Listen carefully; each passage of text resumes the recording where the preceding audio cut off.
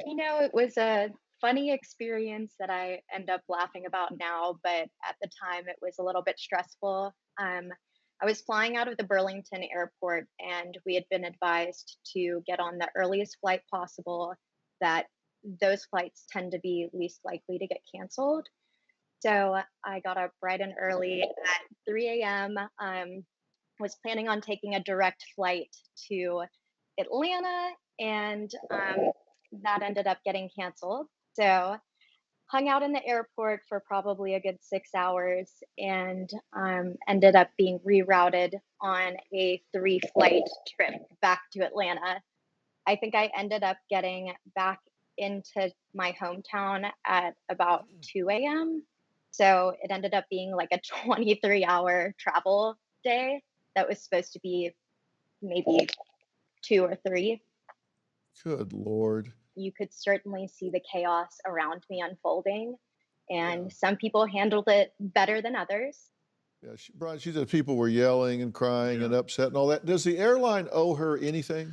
You know, the airline, if they delay your flight, they owe you refreshments and they should give you meal vouchers. But unfortunately, in the US, we don't have a passenger bill of rights. Now, if you're traveling in Europe, they have what's called EU 261 compensation. It's a calculation. You know, if your flight's delayed or canceled, they owe you cash.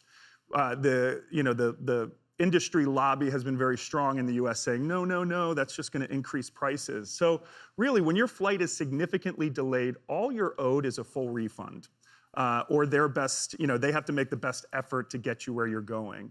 Some carriers like JetBlue, you should look in the contract of carriage. That's what dictates the terms. JetBlue is a little bit more generous with their policy. They may give you a $200 voucher if you're delayed, but the bottom line is you don't have a ton of recourse. But where you do get recourse is from your credit card.